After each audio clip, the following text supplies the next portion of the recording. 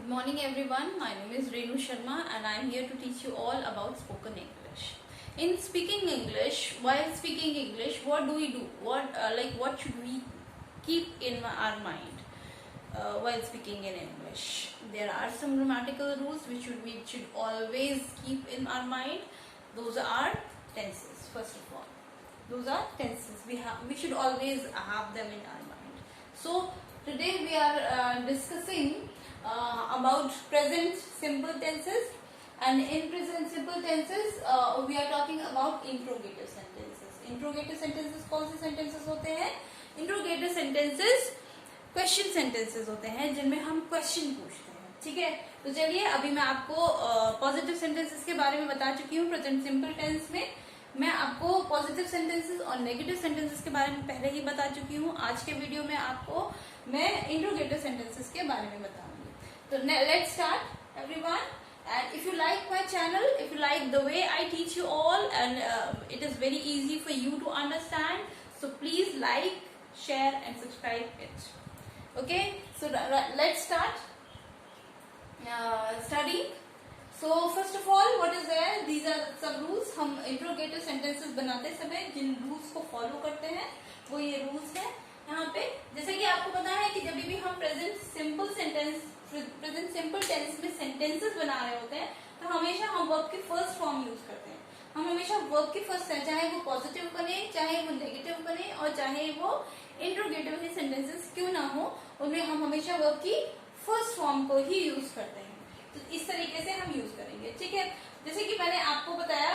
हाँ, first rule है हम जैसे डू सब्जेक्ट प्लस वर्ब की फर्स्ट फॉर्म और ऑब्जेक्ट यूज करते हैं. ठीक है, ऑब्जेक्ट लिखते हैं. ठीक है, तो डू कब लगता है? जब सब्जेक्ट प्लूरल होते हैं तब क्या होता है? तब हम हमेशा डू का प्रयोग करते हैं. और जब भी सब्जेक्ट सिंगुलर होता है तब हमेशा हम डज का यूज करते हैं. या फिर वर्ब के साथ हम हमेशा पॉजिटिव सेंटेंसेस में हम हमेशा वर्ब के साथ es और es कर देते हैं. ठीक है, तो वही हम यहाँ पे भी करेंगे.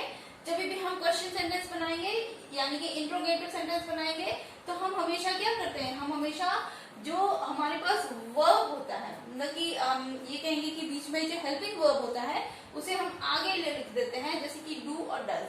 ठीक है, डू डज हो गया.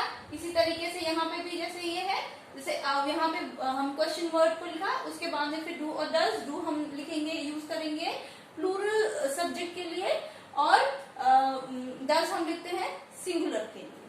ठीक है, फिर सब्जेक्ट आएगा, फिर वर्ब की फर्स्ट फॉर्म, देन ऑब्जेक्ट. चलिए अब हम इन रूल्स को सेंटेंसेस में कैसे यूज करेंगे वो हम सीखते हैं. ठीक है, पहला हमारा सेंटेंस है, क्या वह कक्षा में हंसता है?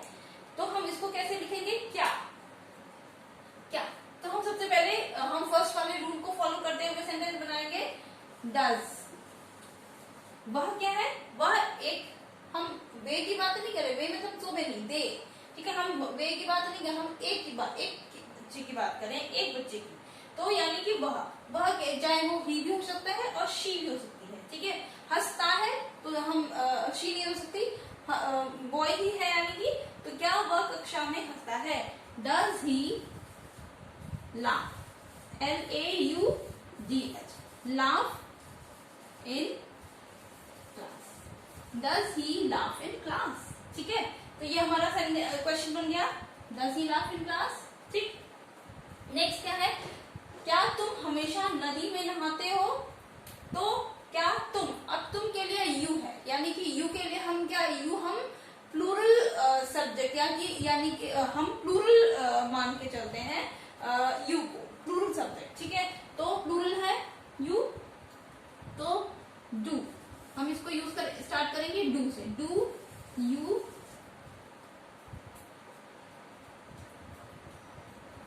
टेक, और टेक बात भी कह सकते हैं. और वैसे नदी में नहाने, खुले में नहाने के लिए हम बात की जगह बेद यूज करते हैं. Bathing, it is called bathing. ठीक है, तो now we are going to use here, instead of using bath we will use here bathe. Do you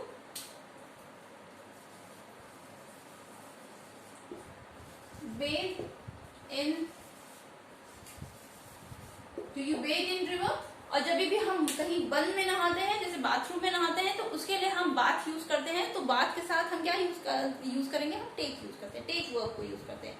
I take bath in my own bathroom always, ठीक है, I take bath in my bathroom. और I bathe in river, I like to bathe in river, ठीक है, bathe, this is called bathe, ठीक है। Next is, क्या मीरा दूसरों का मजाक उड़ाती है? तो मीरा सिंगुलर है, मीरा सिंगुलर सब्जेक्ट है, तो सिंगुलर के साथ हम हमेशा डज यूज करेंगे। डज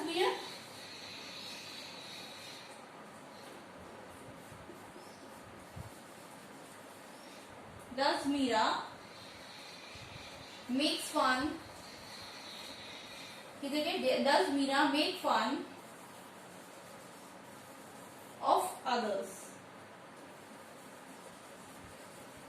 ठीक है। तो does Meera make fun of others, ठीक, मेक फन ऑफ अदर्स यानी कि दूसरों का मजाक उड़ाने के लिए हम क्या बोलते हैं, मेक फन ऑफ अदर्स, ठीक है। नेहा दिल्ली में कब से है? नेहा दिल्ली में कब से है? तो हम कब से के लिए हम सिंस व्हेन यूज करेंगे, कब से, क्योंकि यहाँ पे एक पर्टिकुलर टाइम का, किसी पर्टिकुलर टाइम के बारे में पूछा जा रहा है कि कब से, किस समय से, तो सिंस, हम समय, उसके लिए हम सिंस लगाएंगे, और साथ में कब के लिए हम व्हेन यूज करेंगे, तो since when, since when Neha is in Delhi,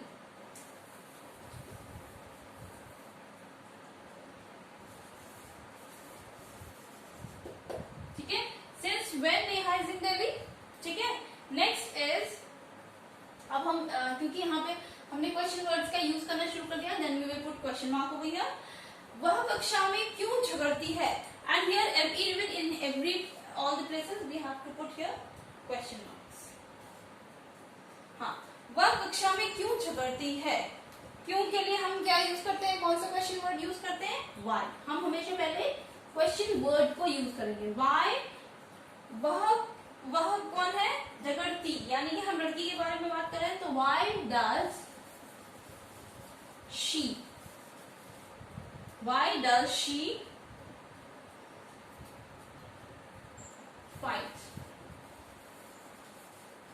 fight in class.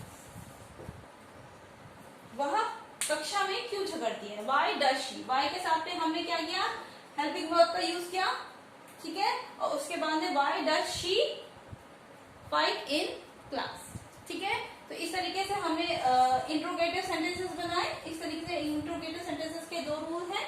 पहला, जिसमें हम क्वेश्चन वर्ड्स को नहीं यूज करते हैं, हम हेल्पिंग वर्ब को ही आगे कर देते हैं और सब्जेक्ट को पीछे कर करके यूज करते हैं। नेक्स्ट है जिसमें हम क्वेश्चन वर्ड को पहले लिखते हैं, उसके बाद हेल्पिंग वर्ब को, और उसके बाद में फिर subject, then verb first form and then object use करते हैं, ठीक है। तो इस तरीके से आज मैंने आपको इंट्रोगेटिव सेंटेंसेस के बारे में बताया इन प्रेजेंट सिंपल टेंस।